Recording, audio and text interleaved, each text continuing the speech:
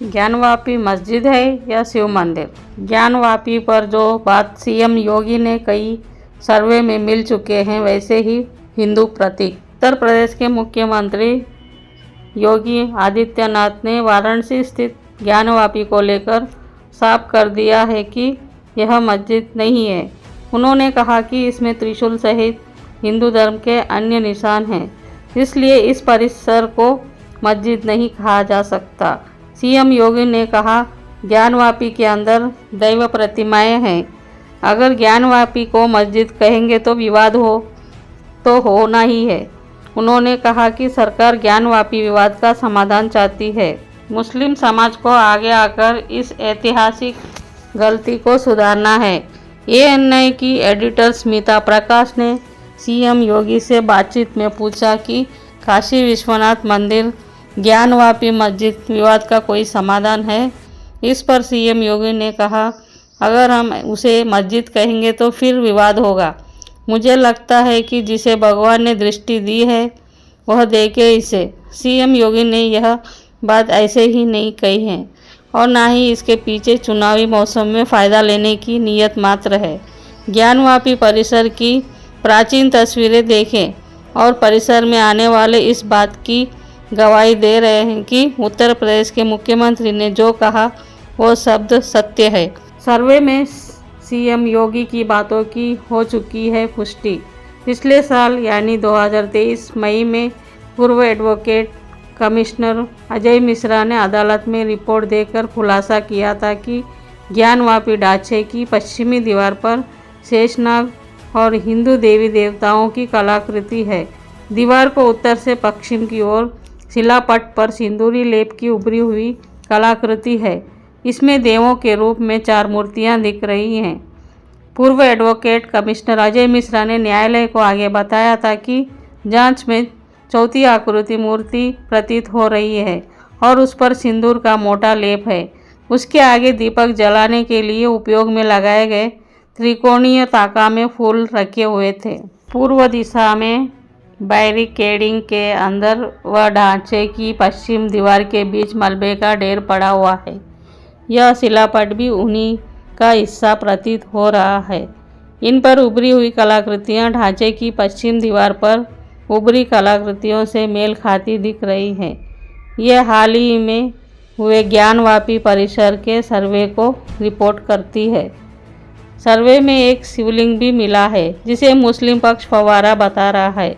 हालांकि वो ये नहीं बता पा रहे हैं कि एक फव्वारे के आगे नंदी की प्रतिमा क्यों है, जो प्रायः शिवलिंग मंदिरों में शिवलिंग की प्रतिमा के आगे बना रहता है। 154 साल पुरानी तस्वीर में ज्ञानवापी में भगवान हनुमान भी है। इतना ही नहीं, सर्वे में जो बात सामने आई है और जिसके आधार पर सीएम योगी ने ज्ञानवापी को मस्जिद कहने से इनकार किया है, उसके सबूत अमेरिकी म्यूजियम में भी रखे हैं। विवादित ढांचे के अंदर से हनुमान जी की भी मूर्ति होने के सबूत मिले हैं। करीब 154 साल पुरानी तस्वीर से ये खुलासा हुआ है। यह तस्वीर अमेरिका के एक म्यूजियम में रखी हुई है। मीडिया रिपोर्ट के मुताबिक साल 1868 में ब्रिटिश फोटोग्राफर सैमुअल बर्नली ने ये फ़ोटो खींची थी, जिस ज्ञानवापी विवादित ढांचे को मुस्लिम पक्ष मस्जिद बताकर उस पर अपना दावा करते हैं। ये रिपोर्ट उन दावों की पोल खोलकर रख देती है। दरअसल 154 साल पहले ली गई इस तस्वीर को ध्यान से देखने पर इसमें भगवान शिव के 11वें रुद्र अवतार हनुमान जी की मूर्ति के साथ ही घंटा टंगा दिखता है। इसके अलावा वहीं पर नंदी भी विराजमान दिखाई दे रहे हैं। तस्वीर में 3 खंभे भी दिख रहे हैं, जिसमें प्राचीन भारतीय शिल्पकला उकेरी दिख रही है। ऊपर दिख रही तस्वीर को देख सकते हैं। मौजूदा वक्त में यह तस्वीर अमेरिका के ह्यूस्टन स्थित the museum of fine arts में संभाल कर रखी गई है। इस तस्वीर के सामने आने के बाद से विवादित ढांचे पर हिंदू पक्ष का दावा और अधिक मजबूत हो गया है। सीएम योगी ने मुस्लिम समाज को साफ संदेश दिया कि ये आगे आकर मंदिर को मस्जिद में परिवर्तित करने के ऐतिहासिक भूल को सुधारे। यह अयोध्या के राम जन्मभूमि विवाद के उलट मामले का शांतिपूर्ण तरीके से समाधान निकालने से संबंधित है। हालांकि मुस्लिम समाज इसके पक्ष में नहीं दिख रहा। ऐसी स्थिति में यह मामला पूरी तरह कोर्ट के फैसले पर निर्भर हो गया है।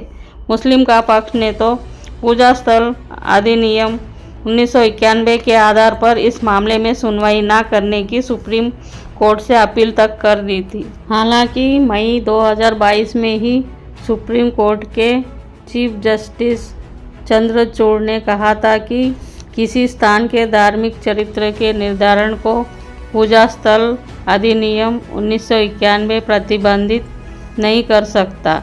इसी तरह मथुरा के शाही ईदगाह ढांचे और श्री कृष्ण जन्मभूमि मंदिर मामले में हिंदू पक्ष की याचिका को स्वीकार करते हुए मथुरा की कोर्ट ने भी कह दिया था कि इसकी सुनवाई में पूजा स्थल अधिनियम 1991 बाधा नहीं है। हालांकि दोनों ही मामलों में कोर्ट स्वीकार किया है कि यह कानून सुनवाई में बाधा नहीं बन सकता, लेकिन तकनीकी और यह अधिनियम भारतीय कानून का हिस्सा है और विभिन्न परिस्थितियों को देखते हुए कोर्ट अपने विवेक के आधार पर इसका प्रयोग कर सकता है। ऐसे में यह कानून रहने के बावजूद उपरोक्त दोनों मामलों में हिंदुओं का पक्ष कितना मजबूत है, इस पर चर्चा करेंगे। सुप्रीम कोर्ट ने अधिवक्ता अश्विनी उपाध्याय ने पूजा स्थल अधिनियम 1991 को असंवैधानिक बताया और कहा कि ऐसा कानून बनाने का अधिकार केंद्र सरकार के पास है ही नहीं। उन्होंने कहा कि अवैध काम को वैध ठहराने के लिए सरकार कानून नहीं बना सकती। इस कानून द्वारा हिंदुओं, बौद्धों, जैनों और सिखों को उनके धार्मिक एवं सांस्कृतिक अधिकारों को सीमित कर दिया गया है। इसके साथ ही उन्होंने इस कानून पर न्यायपालिका पर चोट बताया है। बीजेपी तो इस कानून का शुरू से विरोध करती रही है। कांग्रेस की सरकार द्वारा इस बिल को पेश करने के दौरान ही बहस में तत्कालीन बीजेपी सांसद उमा भारती ने इसे महाभारत के द्रौपदी का चीरहरण कहा था। बीजेपी के दिग्गज नेता लाल कृष्ण आडवाणी ने कहा था कि इस कानून से जिन स्थानों पर तनाव नहीं है वहाँ भी दोनों समुदायों में तनाव बढ़ेगा। साबित करना होगा कि ज्ञानवापी और ईदगाह मस्जिद है। ऑफ इंडिया से बात करते हुए सुप्रीम कोर्ट के अधिवक्ता और बीजेपी नेता अश्विनी उपाध्याय मथुरा, काशी, भद्रकाली, भोजशाला जैसे विवादों में कानून हिंदुओं के पक्ष को मजबूत बताया और कहा कि इसके प्रमाण इन जगह पर उपलब्ध है। ये प्रमाण हिंदुओं के पक्ष को मजबूत करते हैं। एडवोकेट उपाध्याय ने बताया, ये सब स्थान मस्जिद नहीं है। इन्हें मस्जिद साबित करने के लिए सबसे पहले इस्लामिक लॉ से इन्हें प्रूव करना पड़ेगा। ये मंदिर है या नहीं है, इसे हिंदू लॉ से प्रूव करना है। कोई भी स्थान ऐसा नहीं हो सकता है कि वह मंदिर भी हो और मस्जिद भी। वह या तो मंदिर होगा या तो मस्जिद। अगर यह मस्जिद है तो आपको कुछ बातें साबित करनी पड़ेगी, यानी मुसलमानों को। इस्लामिक कानून के तहत मस्जिद बनाने के लिए आवश्यक शर्त की बात करते हुए उन्होंने कहा, मस्जिद बनाने के लिए सबसे पहले यह साबित करना होगा कि यह ज़मीन मेरी है या हमने इसे किसी से खरीदा या फिर किसी ने अपनी इच्छा से इसे दान किया है। सबसे महत्वपूर्ण बात साबित करना होगा कि वहाँ पहले कोई स्ट्रक्चर नहीं था। इस्लामिक लॉ में मस्जिद के लिए यह पहली कंडीशन होती है। धार्मिक स्ट्रक्चर तो होना ही नहीं चाहिए। इसका उदाहरण देते हुए उन्होंने आगे बताया, अगर मकान, दलान, दुकान आदि कोई घरेलू ढांचा है तो वहाँ मस्जिद बनाना चाहते हैं। मान लीजिए हमारे पास एक दुकान है और हम उसे अब नहीं चलाना चाहते और वहाँ एक मस्जिद बनाना चाहते हैं, तो सबसे पहले उस दुकान की एक ईंट उखाड़नी पड़ेगी। इस्लामिक लॉ कहता है कि नींव में पहले के ढांचे का एक ईंट भी नहीं होनी चाहिए। पहली ईंट जो लगानी चाहिए वो मस्जिद के नाम की लगनी चाहिए। हिंदू कानून और इस्लामिक कानून के बीच का फ़र्क का जिक्र करते हुए एडवोकेट उपाध्याय ने कहा कि मंदिरों में पहले मंदिर बन जाता है, फिर नामकरण होता है, जबकि मस्जिदों में पहले नामकरण होता है, फिर मस्जिद बनती है। इस्लामिक लॉ के तहत मस्जिद का जो नाम रख दिया जाता है, उसी के नाम की पहली ईंट मस्जिद निर्माण की नींव में रखी जाती है। औरंगजेब और इतिहास को झूठा साबित करना होगा। ज्ञानवापी मामले को लेकर ऑफ इंडिया से कहा था, आप कहते हैं कि ज्ञानवापी मस्जिद है, तो आपको सबसे पहले औरंगजेब को झूठा साबित करना पड़ेगा।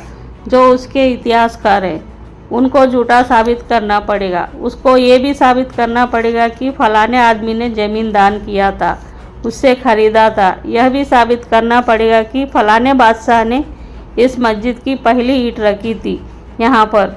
ज्ञानवापी मामले में हिंदू पक्ष ने 20 मई को सुप्रीम कोर्ट में दलील दी थी कि इतिहासकार इस बात की पुष्टि करते हैं कि इस्लामी शासक औरंगजेब ने 9 अप्रैल 1669 को एक आदेश जारी किया था, जिसमें उसके प्रशासन को वाराणसी में स्थित भगवान आदि विश्वेश्वर के मंदिर को ध्वस्त करने का निर्देश दिया गया था। आदि विश्वेश्वर के मंदिर पर सन 1993 ईस्वी से लेकर 1669 ईस्वी तक हमला किया गया, लूटा गया और ध्वस्त किया गया। इसके साथ ही उन्होंने यह भी तर्क दिया था कि औरंगजेब ने अपने फरमान में और मुग़ल इतिहासकारों के रिकॉर्ड में ऐसा कुछ भी नहीं है जिससे यह साबित हो सके कि औरंगजेब या उसके बाद के शासकों ने विवादित भूमि पर वक्फ बनाने का या किसी मुस्लिम निकाय को ज़मीन सौंपने का आदेश दिया था। हिंदू पक्ष की ओर से कोर्ट में शामिल अधिवक्ता विष्णु शंकर जैन ने याचिका में अदालत को बताया कि फरमान की कॉपी कोलकाता के एशियाटिक लाइब्रेरी में रखे होने की जानकारी मिली है। हिंदू देवता की एक बार ज़मीन हमेशा के लिए उनकी ज़मीन, अश्विनी उपाध्याय ने कहा। हिंदू लॉ कहता है कि एक बार वहाँ भगवान की प्राण प्रतिष्ठा कर दिया, उसके बाद उसकी दीवार तोड़ दीजिए, गुंबद उड़ा दीजिए, नमाज पढ़िए, चाहे उसकी नींव की एक एक ईंट उखाड़ दीजिए, वह मंदिर ही रहेगा। एक बार मंदिर हो गया तो यह किसी भी रूप में हमेशा मंदिर ही रहेगा। जब तक वहाँ से मूर्ति का विसर्जन नहीं होगा तब तक वह मंदिर ही कहलाएगा। हिंदू पक्ष ने कहा कि मस्जिद सिर्फ वक्फ या मुस्लिम की ज़मीन पर बनाई जा सकती है। इस मामले में मंदिर की भूमि और संपत्ति अनादिकाल से देवता की है। इसके साथ ही यह भी तर्क दिया गया कि किसी मुस्लिम शासक या किसी मुस्लिम के आदेश के तहत मंदिर की भूमि पर किए गए निर्माण को मस्जिद नहीं माना जा सकता है।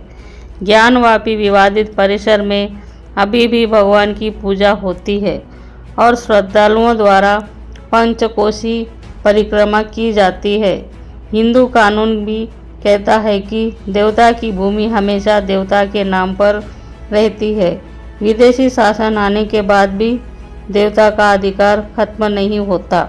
अगर विवादित स्थानों पर वर्तमान कानून, इस्लामिक कानून, हिंदू कानून और संविधान के अनुच्छेदों में प्रवक्ता अधिकारों के उल्लंघन पर गौर करें तो स्पष्ट है कि इन मामलों में हिंदुओं का पक्ष मजबूत है।